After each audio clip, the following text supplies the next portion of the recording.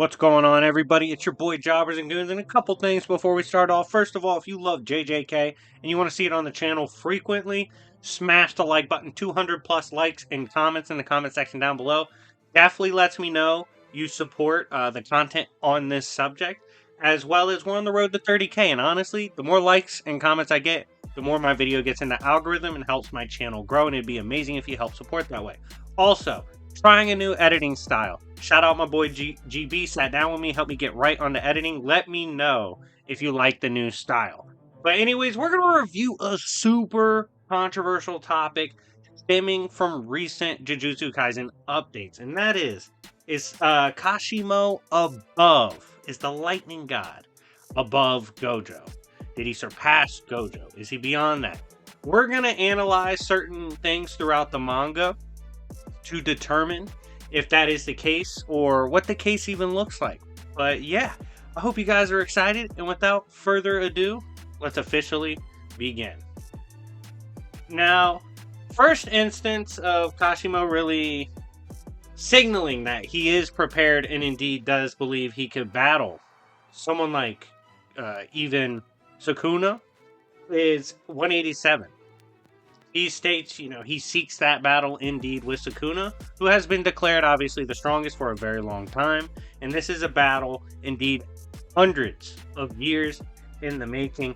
Has no fear with squaring up with Sukuna despite the implications of power surrounding Sukuna. We then move on to evidence from chapter 237.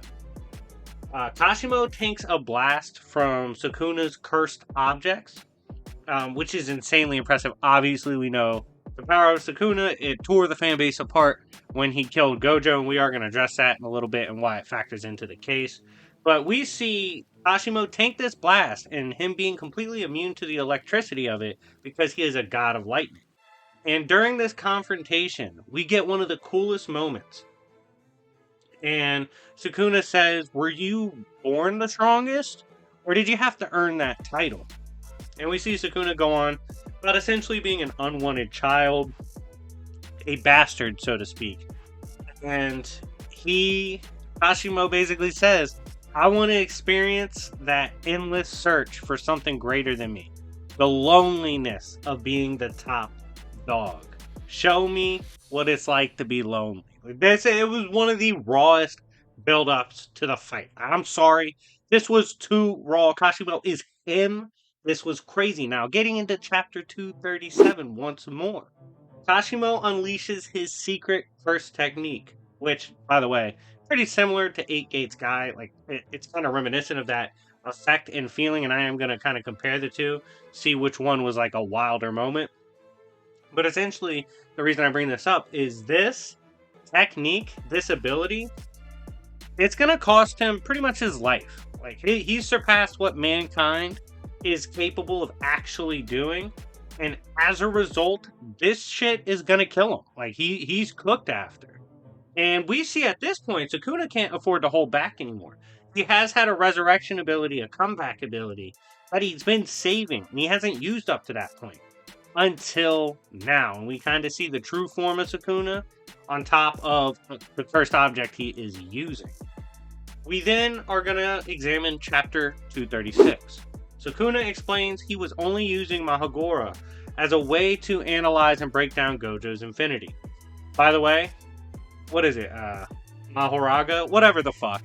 If I butcher the shit out of a name, my bad. But regardless, he was using this summoning to analyze Gojo's infinity, to find an answer to the case of the infinity, how to actually just get around it. Essentially letting himself get tagged, get hit, but figure it out. Once he was able to analyze properly the infinity, Gojo was absolutely cooked. Like, it was frosty for him. And Sukuna did this while holding back. At the end of this fight, the very moment it ends, Kashimo shows up, immediately demanding the smoke, and we'll get into why that is important. There's some obvious reasons to it, but there is more to it as well. We're then going to look at chapter 225. This is when it is explained that Gojo is only in the fight with Sukuna because of the abilities he was blessed with. What abilities are we referencing? This would be the Six Eyes and Limitless. Once Limitless is figured out or compromised, which we've seen from Sukuna, he's going to essentially be cooked. What this means is Gojo brawling with a holdback Sukuna is being carried by a couple of his abilities. Nothing bad with that. A lot of characters are carried by their strongest abilities. Just saying that's kind of what he's relying on in this battle. We're then going to go to chapter 227. After Gojo's domain was crushed by Sukuna, Kashimo can see where this fight will end up. He can tell at this point Sukuna is the superior to Gojo. He's winning. He's going to cook him. Regardless of what he's seen from both of them, Kashimo's like, yo, if he dies, I have next. I'm the one running the hands next. He witnessed all this and was like, yeah, I can step in. That's one hit. Chapter 228. Let's jump to that. Gojo specifically acknowledges, that Sukuna is purposely fighting in a risky way. He's talking about the different things he's allowing himself to get hit by. He's fighting kind of dumb in certain areas, fighting in ways that aren't logical to the means he has at hand. He is even, according to Gojo, taking disadvantages at times, like just allowing it to happen, which of course signaled the dark ending that was to come, but it's just another evidence of Sukuna holding back intentionally. We then go to chapter 230. This is where Sukuna tells Gojo that it's Gojo who is fighting most desperate. We see Gojo say, you're using this, you're using that. You're really fighting desperate against me. And he just calmly looks at Gojo and says, nah, I'm not nearly fighting as desperate as you. In chapter 234, it's acknowledged again that Sukuna is holding back. Essentially, the reason for this, he's trying to observe something, he's trying to analyze something, it has to get hit a certain amount of times, just needs to fight at a disadvantage, whereas Gojo is kind of the opposite, whereas he can go no hold bars immediately, trying to win with his best moves possible. We then get to chapter 236. This is where Gojo admits Sukuna held back, and that indeed Gojo is glad with the way he went out. Why? Because Gojo didn't want to go out in some boring shit. He didn't want to go out to sickness, illness, some misfortune. He wanted to go out to someone stronger than him, which he did. Now, seeing as Gojo did all this, got cooked by Sukuna, Kashimo witnessed all this, pulled up on Sukuna. He's confident he can take him on in a stronger state without all the advantages that a Gojo has, like all the versatile hacks. Kashimo's really just brawling. Makes the interesting question. Is Kashimo above Gojo? Me personally, currently I would wager, yeah, probably in raw power he is.